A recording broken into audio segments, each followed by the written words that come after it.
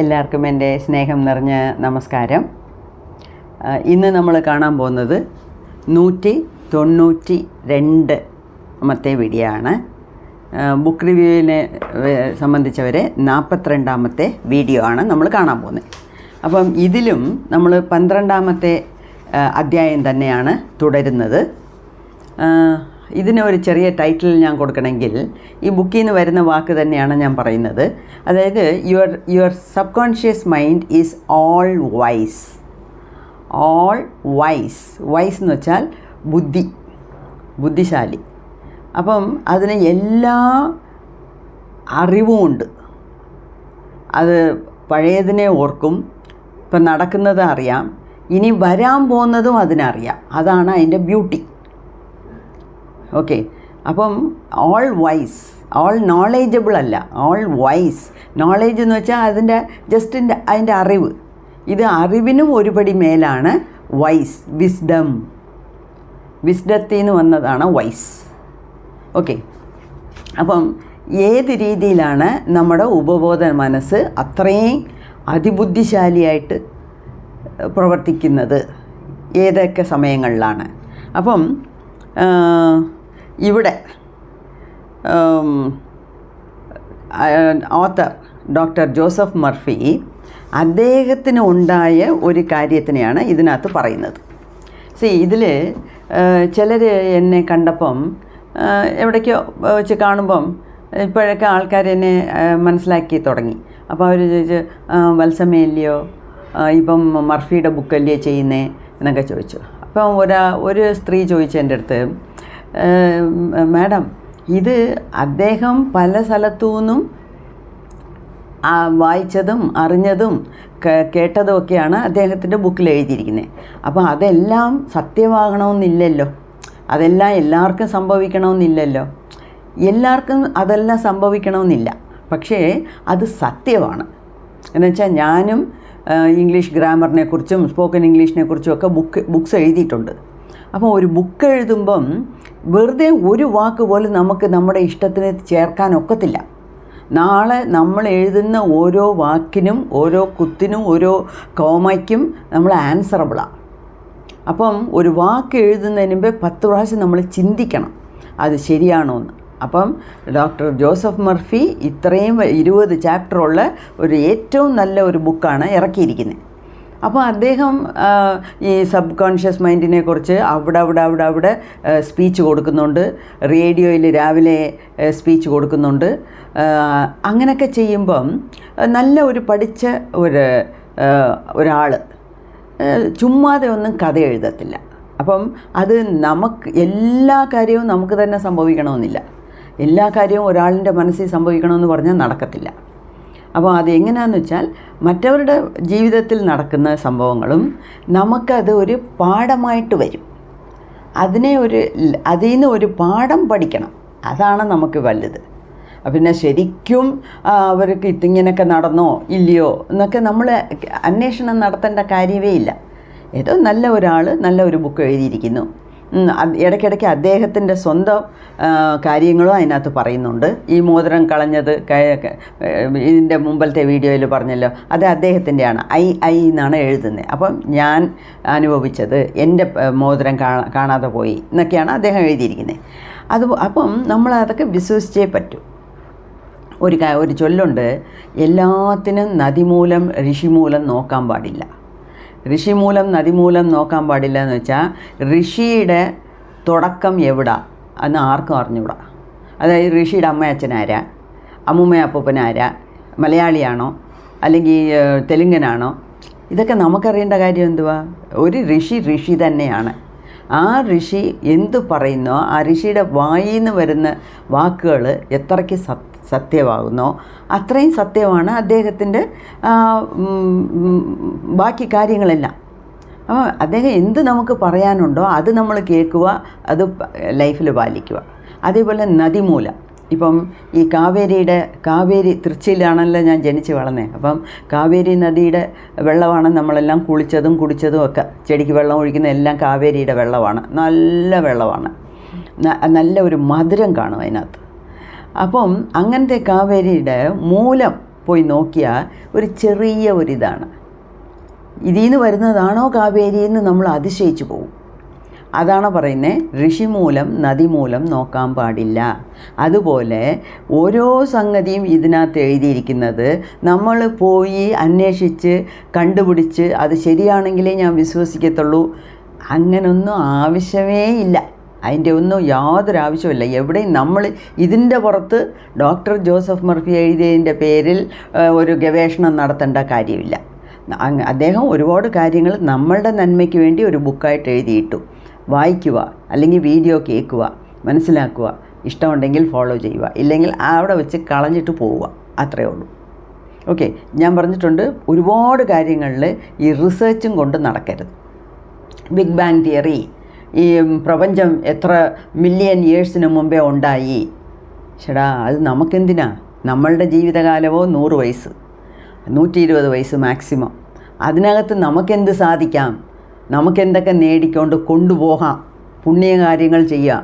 എന്തൊക്കെ പുണ്യകാര്യങ്ങൾ ചെയ്യാം, എത്രയൊക്കെ പാപകാര്യങ്ങൾ കുറയ്ക്കാം, എന്തൊക്കെ നേടിക്കൊണ്ട് ഇവിടുന്ന് സ്ഥലം വിടാമെന്നുള്ളത് മാത്രമേ ഉള്ളൂ നമ്മളുടെ ജോലി. ഓക്കെ, അതുകൊണ്ട് എല്ലാത്തിലും കയറി നമ്മൾ ഗവേഷണം നടത്തേണ്ട കാര്യമില്ല. ഇപ്പോൾ ഈ വീഡിയോ, ഇതും ഒരു കുഞ്ഞു വീഡിയോ ആണ്. ഇതിനകത്ത് ഒരു വലിയ ദുരന്തം, ഡിസാസ്റ്റർ എന്ന് ഇദ്ദേഹത്തിനെ, ഡോക്ടർ ജോസഫ് മർഫിയെ എങ്ങനെ അദ്ദേഹത്തിൻ്റെ ഉപബോധ മനസ്സ് അതിൽ നിന്ന് വെളിയിൽ വരാൻ സഹായിച്ചു എന്നുള്ളതാണ് ഈ ഒരു ചെറിയ വീഡിയോ. എന്നുവെച്ചാൽ ഞാൻ ബാക്കി എല്ലാം കൂടെ ചേർത്ത് ഇതിൽ പറയണ്ട. എന്നുവെച്ചാൽ ഇത് വലിയ നല്ല ഒരു കാര്യമാണ്. എനിക്ക് വളരെ ഇഷ്ടപ്പെട്ട ഒരു സംഗതിയാണ് അദ്ദേഹം അതിനകത്ത് പറഞ്ഞിരിക്കുന്നത്. ഇങ്ങനെയാണ് തുടങ്ങുന്നത്. Saved from certain disaster.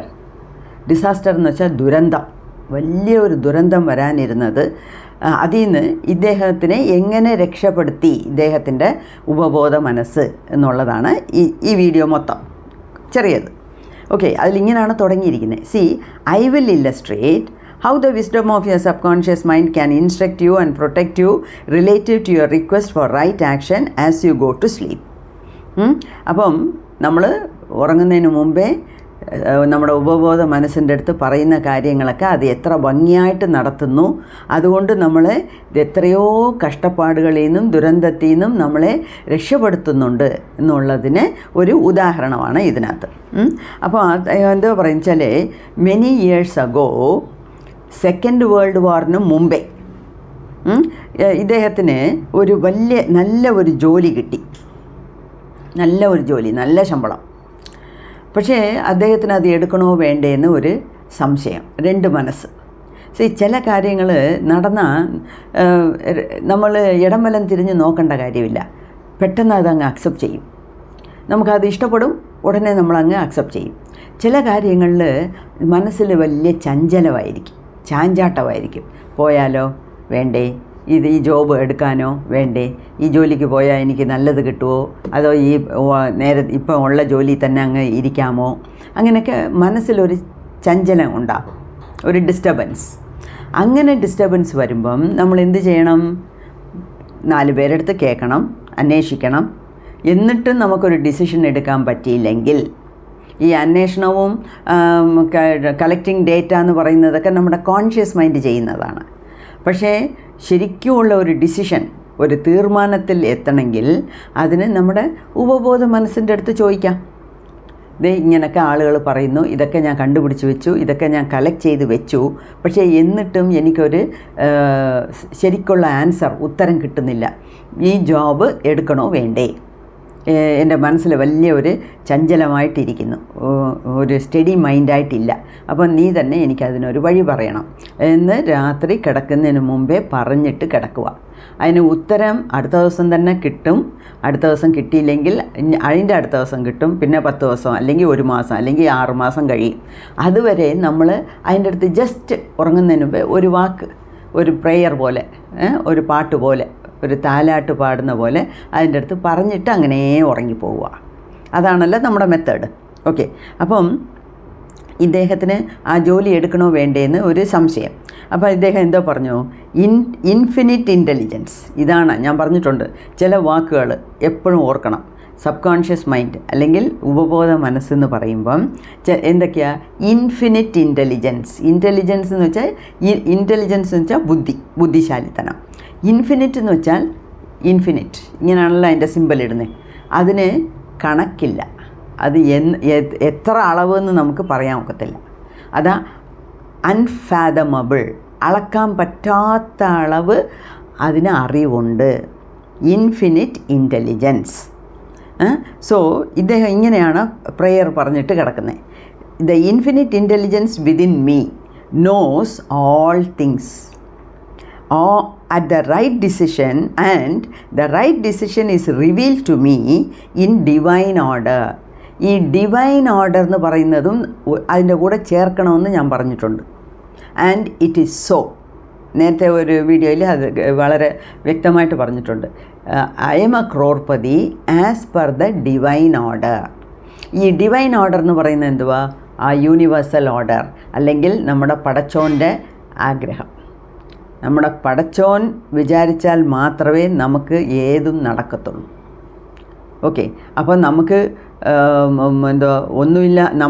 ഒന്നുമില്ലാത്ത ഭിക്ഷക്കാരനായിട്ട് റോഡ് സൈഡിൽ കിടക്കണോ, അല്ലെങ്കിൽ വലിയ കോടീശ്വരനാകണോ, അല്ലെങ്കിൽ മീഡിയോക്കർ ലെവലിൽ കിടന്ന് എന്നും പാടുപെട്ടുകൊണ്ടിരിക്കണോ?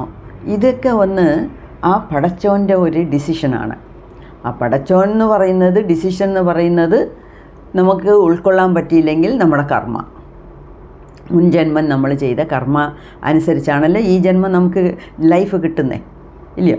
അപ്പം ആ റൈറ്റ് ഡിസിഷൻ എനിക്ക് പറഞ്ഞു തരും. എങ്ങനെ? As per the divine order.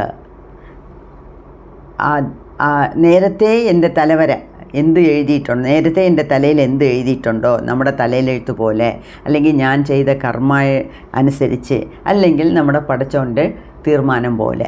അതാണ് divine order. And it is so. And it is so എന്ന് പറഞ്ഞാൽ അത് അങ്ങനെ തന്നെ ആവട്ടെ. അതായത് ദൈവം എന്ത് വിചാരിക്കുന്നു അത് തന്നെ നമുക്ക് നടക്കട്ടെ. അതിൻ്റെ അർത്ഥം ടോട്ടൽ സറണ്ടർ. ടോട്ടൽ സറണ്ടർ എന്ന് വെച്ചാൽ എന്തുവാ? കംപ്ലീറ്റായിട്ട് നമ്മൾ ദൈവത്തിൻ്റെ അടുത്ത് ഒരു ശരണാഗത രീതിയിൽ നമ്മളങ്ങ് അർപ്പണിക്കുക. ഓക്കെ, അതാണ് as per the divine order. I will recognise the answer when it comes. അപ്പം എൻ്റെ ഉപബോധ മനസ്സിൻ്റെ ശക്തി എനിക്കറിയാം, അതിൻ്റെ അറിവ് എനിക്കറിയാം. അത് എത്ര നോളേജബിളാണ്, എത്ര ജ്ഞാനം ഉള്ളതാണ്. വിസ്ഡം, നോളേജ് എന്ന് വെച്ചാൽ അറിവ്, വിസ്ഡം എന്ന് വെച്ചാൽ ജ്ഞാനം. അത് എത്ര ജ്ഞാനമുള്ള ഒരു സംഗതിയാണെന്ന് എനിക്കറിയാം. അപ്പോൾ അത് എനിക്കൊരു ആൻസർ തരട്ടെ. ആൻസർ വരുമ്പോൾ ഞാനതിനെ പിടിച്ചോളാം എന്ന് പറഞ്ഞിട്ട് ഇദ്ദേഹം കിടന്നുറങ്ങുന്നു.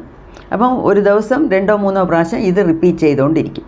ഒരുപാട് പ്രാവശ്യം പറഞ്ഞുകൊണ്ടേയും ഇരിക്കരുത്. എന്താണെന്ന് വെച്ചാൽ അങ്ങനെ ഒരുപാട് അതിനെ ഇട്ട് ഞെക്കിപ്പിഴിയുന്നത് അതിനിഷ്ടമല്ല. നമ്മുടെ ഉപബോധ മനസ്സിന് ഇഷ്ടമല്ല. ഓക്കെ, അപ്പോൾ ഇത് ഒരു പാട്ട് പോലെ അദ്ദേഹം പാടിയിട്ട് കിടന്ന് ഉറങ്ങിയപ്പം ഒരു ദിവസം നല്ല ഒരു സ്വപ്നം. ആ സ്വപ്നത്തിൽ എല്ലാം ക്ലിയറായിട്ടുണ്ട്. ഓക്കെ, അതിലെന്തോ ചെയ്യുന്നതെന്ന് വെച്ചാൽ അദ്ദേഹത്തിൻ്റെ ഈ ഒരു ഓൾഡ് ഫ്രണ്ട്, പഴയ ഒരു സുഹൃത്ത് ഈ സ്വപ്നത്തിൽ വരുന്നു. സ്വപ്നത്തിൽ വെച്ച് റീഡ് ദീസ് ലൈൻസ് എന്ന് ഒരു പേപ്പറിനെ കാണിക്കുന്നു, ഒരു ന്യൂസ് പേപ്പറിനെ കാണിക്കുന്നു. റീഡ് ദീസ് ലൈൻസ്, ഈ വാക്കുകൾ നീ വായില്ലേ എന്ന് കാണിക്കുന്നു. അതിലെന്തോ എഴുതിയിരിക്കുന്നത്? Don't go. ആ പേപ്പറിൽ പ്രിൻ്റ് ചെയ്തിരിക്കുന്നത് ഡോണ്ട് ഗോ, പോകരുത്. അപ്പോൾ ആ പ്രിൻ്റ് ചെയ്ത പേപ്പറിനെയാണ് ഇദ്ദേഹത്തിൻ്റെ ഏറ്റവും അടുത്ത സുഹൃത്ത് എടുത്തുകൊണ്ട് വന്ന് സ്വപ്നത്തിൽ ഇദ്ദേഹത്തിന് കാണിക്കുന്നു. നോക്ക്, ഇതാണ് എന്ന്. അപ്പോൾ അതിൻ്റെ അർത്ഥം എന്തുവാ? അദ്ദേഹത്തിൻ്റെ ഉപബോധ മനസ്സ് ഒരു ഫ്രണ്ട് മുഖാന്തരം നീ ആ ജോലി എടുക്കണ്ട എന്നുള്ളത് പറഞ്ഞ് കാണിക്കുന്നു.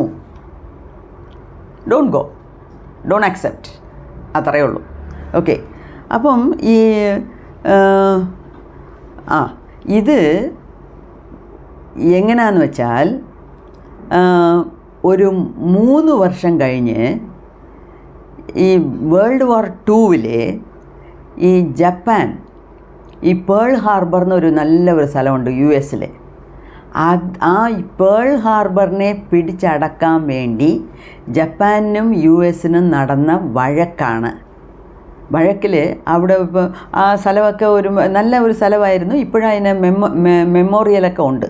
മെമ്മോറിയൽ എന്ന് വെച്ചാൽ അതിൻ്റെ ഓർമ്മയ്ക്ക് വേണ്ടി അവിടെ നടന്നതും പിന്നെ അവർ സൈൻ ചെയ്തതും ഇതൊക്കെ എല്ലാം അവിടെ വെച്ചിട്ടുണ്ട്. അതിൻ്റെ കോപ്പിയൊക്കെ വെച്ചിട്ടുണ്ട്. ഇപ്പോൾ നമ്മൾ പോയാലും അത് കാണാം, പേൾ ഹാർബർ എന്നുള്ള സ്ഥലത്ത്. പേൾ ഹാർബർ എന്ന് പറയുന്ന വലിയ ഒരു പേരുകേട്ട സ്ഥലമാണ് യു എസിലെ. ഓക്കെ, അപ്പം ഇതെങ്ങനെ സംഭവിച്ചതെന്ന് വെച്ചാൽ ഒരു 3 വർഷം കഴിഞ്ഞ് വേൾഡ് വാർ 2 തുടങ്ങി. അപ്പം ഈ ന്യൂയോർക്ക് ടൈംസ് എന്ന് വലിയ ഒരു ഫേമസ് പത്രമുണ്ട്. ആ ന്യൂയോർക്ക് ടൈംസിൽ ഇങ്ങനെയാണ് വന്നത്, എന്തുവാ, ഡോണ്ട് ഗോ. അപ്പം ജപ്പാൻ ഈ പേൾ ഹാർബറിനെ അറ്റാക്ക് ചെയ്യാൻ വന്നതും പിന്നെ ജപ്പാൻ അവിടെ തോറ്റുപോയതും പിന്നെ ജപ്പാൻ അവിടെ സൈൻ ചെയ്തതും ഈ ട്രീറ്റി എന്ന് പറയും, ഒപ്പന്തം സൈൻ ചെയ്യുന്നതും അതിൻ്റെയൊക്കെ കാര്യങ്ങൾ അവിടെ വെച്ചിട്ടുണ്ട്. ഫോട്ടോയായിട്ടും അത് ഓർമ്മിക്കാൻ നമുക്കിപ്പം പോയാൽ നമ്മളത് കാണാം. അപ്പം 3 വർഷം കഴിഞ്ഞ് വരാൻ പോകുന്ന വേൾഡ് വാർ 2 കുറിച്ച് നമ്മുടെ ഉപബോധ മനസ്സ് അറിഞ്ഞിരിക്കുന്നു. അപ്പം നമ്മളുടെ ഉപബോധ മനസ്സിനെ ചെന്ന് പറ്റുമ്പം, അതായത് അതിൻ്റെ അടുത്ത് സറണ്ടർ ആകുമ്പം 3 വർഷത്തിന് പിന്നെ നടക്കാൻ പോകുന്നതിനെ, അതായത് ന്യൂയോർക്ക് ടൈംസ് എന്ന് പറയുന്ന വളരെ ഫേമസ് പത്രമാണ്. ആ ന്യൂയോർക്ക് ടൈംസിൽ എന്തുവാ അച്ചിടാൻ പോകുന്നതെന്നുള്ളത് അച്ചിട്ട രീതിയിൽ ഒരു ഫ്രണ്ട് മുഖാന്തരം ലുക്ക് അറ്റ് ദിസ്, നോക്ക്, don't go, do not go എന്ന് പ്രിൻ്റ് ചെയ്ത കാര്യം കൊണ്ട് കാണിപ്പിച്ചിരിക്കുന്നു. ഇതാണ് നമ്മുടെ ഉപബോധ മനസ്സിൻ്റെ ശക്തി. Your subconscious mind is all vice എന്ന് പറയുന്നതിൻ്റെ കാരണം അതാ. മനസ്സിലായോ? അതിനെ എല്ലാം അറിയാം. പാസ്റ്റും അറിയാം, പ്രസൻറ്റും അറിയാം, ഫ്യൂച്ചറും അറിയാം. മനസ്സിലായോ? പിന്നെ ഈ ഉപബോധ മനസ്സിൻ്റെ അടുത്ത് നമ്മൾ പല രീതിയിലും നമ്മൾ പോയി അഡ്വൈസ് കേൾക്കുന്നല്ലോ, ഡയറക്ഷൻസ് കേൾക്കുന്നു. ഇത് ചെയ്യാമോ ചെയ്യരുതോ? ഇന്നലെയും ഒരു വീഡിയോയിൽ കണ്ട് ഒരു പെൺകുട്ടിക്ക് നല്ല ഒരു ഓഫർ വന്നപ്പം അത് എങ്ങനെ എടുക്കണോ വേണ്ടേ എന്നുള്ളത് കാര്യം. അതുപോലെയാണ് ഇദ്ദേഹത്തിന് സംഭവിച്ചിരിക്കുന്നത്. അപ്പം നമ്മളുടെ ഉപബോധ മനസ്സിൻ്റെ അടുത്ത് ഒരു കാര്യം ചോദിക്കുമ്പം അത് ഏത് രീതി വേണമെങ്കിലും നമുക്ക് ഒരു ആൻസറിനെ ഉണർത്തിത്തരാമെന്ന് വെച്ചാൽ അത് വന്ന് വായി തുറന്ന് പറയത്തില്ല. പക്ഷേ ആരുടെയെങ്കിലും മുഖാന്തരം, അതായത് നമ്മുടെ അമ്മ പറയുന്ന പോലെ, അമ്മ ചിലപ്പം ജീവിച്ചിരിക്കുന്ന അമ്മയാണെങ്കിലും ശരി, മരിച്ചുപോയ അമ്മയാണെങ്കിലും ശരി, ഏറ്റവും നമ്മൾ സ്നേഹിക്കുന്ന ഒരു വ്യക്തിയാണ് നമ്മുടെ പെറ്റമ്മ.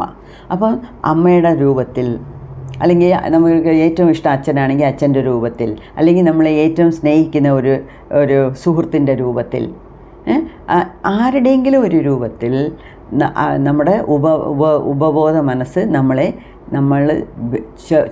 ചോദിച്ച ചോദ്യത്തിന് ആൻസർ നൽകും. അല്ലെങ്കിൽ നമുക്ക് ഏറ്റവും അടുത്ത ഒരു ഫ്രണ്ടായിരിക്കാം, ഫാമിലി ഫ്രണ്ടായിരിക്കാം, ഒരു അയലോക്കത്തുകാരനായിരിക്കാം. അവനെ നമ്മുടെ കോൺഷ്യസ് മൈൻഡ് അക്സെപ്റ്റ് ചെയ്യണം. നമ്മുടെ കോൺഷ്യസ് മൈൻഡിനെ അറിഞ്ഞ ഒരാൾ മുഖാന്തരമായിരിക്കും നമ്മുടെ ഉപബോധ മനസ്സ് നമ്മൾ വേണ്ടുന്ന ആൻസർ തരുന്നത്. ഓക്കെ, അത് ആരെങ്കിലും ഒരാൾ, നമുക്ക് ഓൾറെഡി അറിഞ്ഞ ഒരാളിൻ്റെ മുഖാന്തരം നമുക്കതിൻ്റെ ആൻസർ കൊണ്ടുവന്ന് എത്തിക്കും. ഓക്കെ, അത് എന്തുകൊണ്ടെന്ന് വെച്ചാൽ നമ്മുടെ ഓരോരുത്തരുടെ ഉള്ളിലും ഉള്ള ഉപബോധ മനസ്സിൻ്റെ കോൺഷ്യസ്നെസ്, അതായത് ഉപബോധ മനസ്സിൻ്റെ ജീവൻ്റെ തുടിപ്പുണ്ടല്ലോ, അത് യൂണിവേഴ്സൽ കോൺഷ്യസിനോട് വൈബ്രേറ്റ് ആയിക്കൊണ്ടിരിക്കും. അതായത് പ്രപഞ്ചത്തിനൊരു ശക്തി ഉണ്ടല്ലോ. അപ്പം നമ്മളുടെ ഈ ഉപബോധ മനസ്സിൻ്റെ ശക്തി ആ പ്രപഞ്ച ശക്തിയോട് ഇങ്ങനെ വൈബ്രേറ്റായി കണക്ഷനിലേ ഇരിക്കും. അപ്പം പ്രപഞ്ചത്തിനറിയാം 3 വർഷം കഴിഞ്ഞ് അവിടെ എന്തോ സംഭവിക്കാൻ പോകുന്നതെന്ന്, 30 വർഷം കഴിഞ്ഞ് എന്തോ സംഭവിക്കും, 3 ലക്ഷം വർഷം കഴിഞ്ഞ് എന്തോ സംഭവിക്കും എന്നുള്ളത് പ്രപഞ്ചത്തിലറിയാം. അപ്പം നമ്മളുടെ ഉപബോധ മനസ്സ് പ്രപഞ്ചത്തിൻ്റെ ഫ്രീക്വൻസിയോട് ഒത്തുചേരുമ്പം നമുക്ക് അവിടുന്ന് ആൻസേഴ്സ് കിട്ടും. അതിനാണ് പറയുന്നത് അടുത്ത ദിവസം തന്നെ ആൻസർ എക്സ്പെക്റ്റ് ചെയ്യരുത്, നോക്കിയിരിക്കരുത് ആൻസറിനെ. അത് ചിലപ്പോൾ 6 മാസമാകാം, 6 വർഷമാകാം. പക്ഷേ അതിൻ്റെതായ സമയത്ത് നമുക്ക് നമ്മളുടെ കയ്യിൽ കൊണ്ട് എത്തിക്കും. മനസ്സിലായോ? അതാണ് പറയുന്നത്. അപ്പം doctor Rhine, director of the department of psychology at Duke University, വലിയ ഒരു പേര് കേട്ട ഒരാളാണ്. അദ്ദേഹം ഒരുപാട് എവിഡൻസ് കളക്ട് ചെയ്ത് വെച്ചിട്ടുണ്ട്. ഇങ്ങനെ ആൾക്കാർക്ക് ഇന്ന സമയത്ത് ഈ ആളിന് ഇങ്ങനെ നടന്നു എന്നുവെച്ചാൽ അക്കാലത്തൊക്കെ ന്യൂസ് പേപ്പറാണ് ഒരു മീഡിയ. ഇപ്പോഴത്തെ പോലെ ഫേസ്ബുക്കും ഇൻസ്റ്റാഗ്രാമും ഒന്നുമില്ല. അപ്പം ആ ന്യൂസ് പേപ്പറിൽ വരുന്നതെല്ലാം മിക്കവാറും സത്യങ്ങളാണ്. കുറച്ച് തൂക്കും തുടക്കമൊക്കെ ഇട്ട് മസാല ചേർത്ത് പറയുമായിരിക്കാം, പക്ഷേ അതിൽ റിപ്പോർട്ട് ചെയ്യുന്നതെല്ലാം ശരിയാണ്. ഓക്കെ, ശരിയായിട്ടുള്ള രീതിയിലായിരിക്കും അത് റിപ്പോർട്ട് ചെയ്യുന്നത്. അങ്ങനെ ഓരോരുത്തരും അവരവരുടെ ലൈഫിൽ നടന്നതെല്ലാം പറഞ്ഞിട്ടുണ്ട്. അപ്പം ഇവരുടെ എല്ലാം കൂടെ ചേർത്ത് ഈ ഡോക്ടർ റൈൻ എന്ന് പറഞ്ഞ സൈക്കോളജി പ്രൊഫസർ ഇതിനെല്ലാം ചേർത്ത് പഠിച്ചിട്ട് അതിനെക്കുറിച്ച് കുറേ ഗവേഷണങ്ങളും നടത്തിയിട്ടുണ്ട്. ഓക്കെ, അതെന്തുവാ ലണ്ടനിൽ മാത്രമോ USA മാത്രമല്ല, ഓൾ ഓവർ ദ വേൾഡ് ലോകം ഒട്ടുക്കയും ഇങ്ങനെ ഈ ഉപബോധ മനസ്സിൻ്റെ അനുഗ്രഹം കൊണ്ട്, ശക്തി കൊണ്ട് ഏതൊക്കെ ദുരന്തത്തിൽ നിന്ന് ആരൊക്കെ വിടുപെട്ടോ അവരെല്ലാം പേപ്പറിലും ന്യൂസ് പേപ്പറിലൊക്കെ കൊടുക്കുന്നുണ്ട്.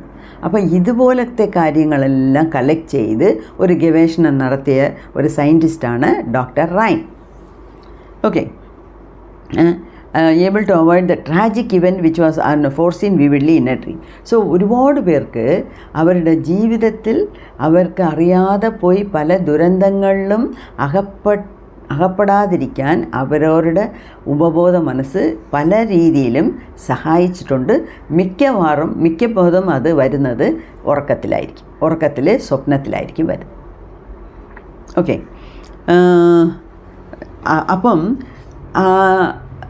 ഇദ്ദേഹത്തിന് ഉറക്കത്തിൽ ആ ന്യൂസ് പേപ്പർ കട്ടിങ് കൊണ്ടുവന്ന് കാണിച്ചില്ലേ, ഡോണ്ട് ഗോ, അതേ ന്യൂസ് പേപ്പർ കട്ടിങ്, അതേ ന്യൂസ് പേപ്പർ ന്യൂസ് അതേ രീതിയിൽ 3 വർഷത്തിന് മുമ്പേ ഇദ്ദേഹത്തിൻ്റെ സ്വപ്നത്തിൽ എങ്ങനെ കണ്ടോ അതുപോലെ 3 വർഷം കഴിഞ്ഞ് ഈ ജപ്പാനിനും പേൾ ഹാർബറിനും നടന്ന അറ്റാക്കിനെക്കുറിച്ച് ന്യൂയോർക്ക് ടൈംസ് എന്നുള്ള ഏറ്റവും വളരെ പ്രസിദ്ധമായ ഒരു ന്യൂസ് പേപ്പർ അതേ തന്നെ അദ്ദേഹം 3 വർഷത്തിന് മുമ്പ് ഏത് കണ്ടോ അതേ രീതിയിൽ അവിടെ പ്രിൻ്റ് ചെയ്തിരിക്കുന്നു. ഇപ്പോൾ ഇങ്ങനെ ഒരു ഇത് വന്നുകൊണ്ട് അങ്ങനെ സ്വപ്നം കണ്ടുകൊണ്ട് അദ്ദേഹം അവിടെ പോകുന്ന കാര്യവും പുതിയ ജോലി എടുക്കുന്നതും അപ്പം തന്നെ തലേന്നങ്ങ് നീക്കിക്കളഞ്ഞു. അതായത് he cancel the trip. Okay, അപ്പം സ്വപ്നം കണ്ടു, ട്രിപ്പ് ക്യാൻസൽ ചെയ്തു, ആ ജോലി വേണ്ടാന്ന് തീരുമാനിച്ചു. പക്ഷേ 3 വർഷം കഴിഞ്ഞാണ് അതിൻ്റെ റിയാലിറ്റി സംഭവിച്ചത്. അതാണ് ഈ പേൾ ഹാർബറിൻ്റെ പുറത്ത് ജപ്പാൻ നടത്തിയ അറ്റാക്ക്. ഓക്കെ, സോ അപ്പോൾ അദ്ദേഹം അവിടെ പോയിരുന്നെങ്കിൽ ജോലിയും പോയിരുന്നേനെ, അല്ലാതെയും വേറെ പല കഷ്ടപ്പാടുകളും അനുഭവിക്കേണ്ടി വന്നിരുന്നേനെ, ഇല്ലയോ? അപ്പോൾ അദ്ദേഹത്തിൻ്റെ ഈ ഉപബോധ മനസ്സിൻ്റെ അടുത്ത് ചോദിച്ചുകൊണ്ടാണ് അത് അദ്ദേഹത്തിനെ ഡു നോട്ട് ഗോ എന്നുള്ള ഒരിത് കാണിച്ച് തടുത്ത് നിർത്തി. ഓക്കെ, അതാണ് എങ്ങനെയൊക്കെ നമ്മുടെ ഉപബോധ മനസ്സ് അതിൻ്റെ അടുത്ത് ചോദിക്കുന്ന രീതിയിൽ ചോദിച്ചാൽ അത് നമുക്ക് ഉത്തരം തരും. അതുകൊണ്ട് നമ്മൾ പല ദുരിതങ്ങളിലും പോയി അകപ്പെടാതിരിക്കാൻ നമുക്ക് സഹായകരമാകും എന്നാണ് പറഞ്ഞിരിക്കുന്നത്. ഓക്കെ, സോ ഇത് വീണ്ടും ഒരു എവിഡൻസാണ്, ടെസ്റ്റിമോണിയാണ്, ഒരു ഫീഡ്ബാക്കാണ് നമുക്ക് കിട്ടുന്നത്. ഓക്കെ, ബാക്കി കാര്യങ്ങൾ അടുത്ത വീഡിയോയിൽ കാണാം. നിങ്ങൾക്ക് ഇഷ്ടപ്പെട്ടിരിക്കുമെന്ന് വിചാരിക്കുന്നു. അടുത്ത വീഡിയോയിൽ കാണാം. നന്ദി, നമസ്കാരം.